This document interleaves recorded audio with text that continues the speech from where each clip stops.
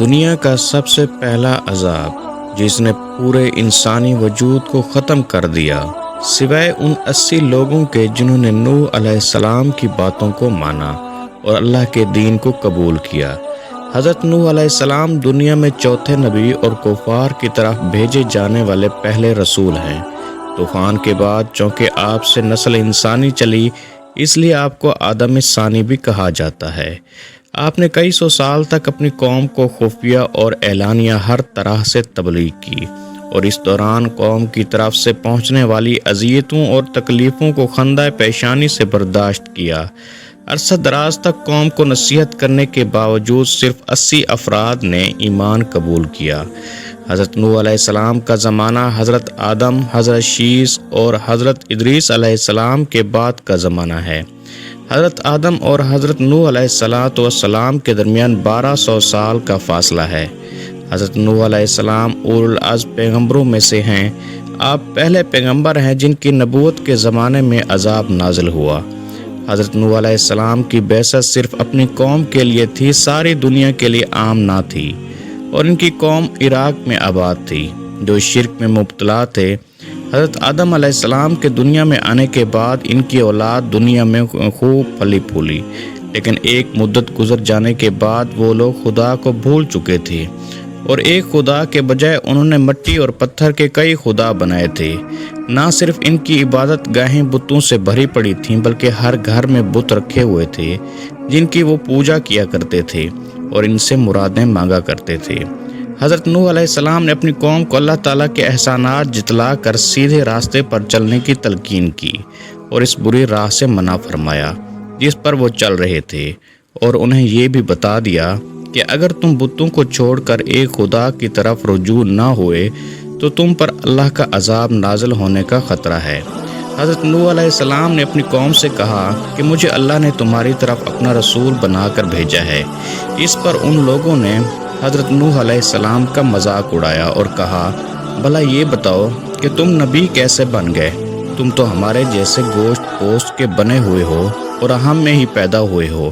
تم میں ایسی کون سی چیز ہے جس سے ہم تمہیں نبی مان لیں؟ اور اگر خدا کو نبی ہی بھیجنا تھا تو وہ کسی فرشتے کو نبی بنا کر بھیج دیتا۔ حضرت نوح علیہ السلام نے اپنی قوم کو بہت سمجھایا اور کہا کہ ان بیکار بتوں کی پرستش چھوڑ کر خدا کی عبادت کرو، اور میں اس کی تم سے کوئی اجرت نہیں مانگتا، تمہاری ہی بھلائی کے لیے تم کو نصیحت کرتا ہوں۔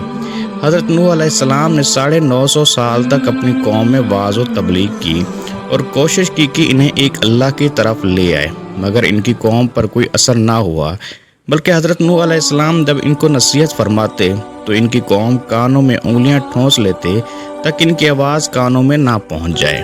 صرف چند لوگ تھے جو آپ پر ایمان لائے۔ قوم کی یہ سرکشی اور نافرمانی دیکھ کر حضرت نوح علیہ السلام نے اپنے رب کو پکارا کہ اے اللہ، میں تو اس قوم سے تنگ آ گیا ہوں، اب تو ہی ان سے بدلہ لے۔ خداوند تعالیٰ نے حضرت نوح علیہ السلام کو حکم دیا کہ ایک کشتی بناؤ، اور یہ بھی حکم دے دیا کہ دیکھنا اب کسی کی سفارش نہ کرنا، اب ان پر عذاب ضرور نازل ہو کے رہے گا۔ حضرت نوح علیہ السلام خدا کے حکم کے مطابق کشتی بنانے میں لگ گئے۔ یہ کشتی 547 فٹ لمبی، 91 فٹ چوڑی اور 47 فٹ اونچی تھی۔ جب کشتی بن کر تیار ہو گئی تو خدا نے حکم دیا کہ ان لوگوں کو کشتی پر سوار کر لو جو مجھ پر ایمان لے آئے ہیں، اور ہر جانور کا ایک ایک جوڑا بھی کشتی میں رکھ لو۔ جب سب لوگ کشتی میں بیٹھ گئے تو خدا کے حکم سے زمین کے اندر سے پانی نکلنا شروع ہو گیا، اور اس کے ساتھ ہی موسلا دھار بارش شروع ہو گئی۔ زمین پر پانی بھرنے لگا اور حضرت نوح علیہ السلام کی کشتی پانی میں تیرنے لگی۔ پانی بڑھا تو حضرت نوح علیہ السلام نے دیکھا کہ ان کا بیٹا پانی میں ڈوبنے لگا ہے۔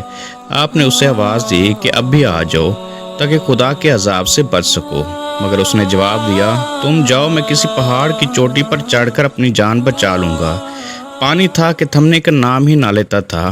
دنیا کے نافرمان اور سرکش لوگ اس سیلاب میں پنہاں ہو گئے، اور حضرت نوح علیہ السلام کی کشتی جودی پہاڑ کی چوٹی پر جا کر ٹھہر گئی۔ اب خدا کے حکم سے سیلاب تھم گیا اور زمین نے سارا پانی اپنے اندر جذب کر لیا۔ اب خدا نے حضرت نوح علیہ السلام کو حکم دیا کہ کشتی سے اتر جاؤ، تجھ پر اور وہ لوگ جو ہم پر ایمان لائے ہیں ان پر ہماری رحمتیں اور برکتیں نازل ہوں گی۔ چونکہ اس طوفان میں دنیا کے تمام لوگ ہی فنا ہو گئے تھے، صرف چند لوگ ہی بچے تھے، اس لیے حضرت نوح علیہ السلام سے نسل انسانی چلی۔ اسی وجہ سے آپ کو آدم ثانی بھی کہا جاتا ہے۔ انہی کی اولادیں اس دنیا میں آباد ہیں۔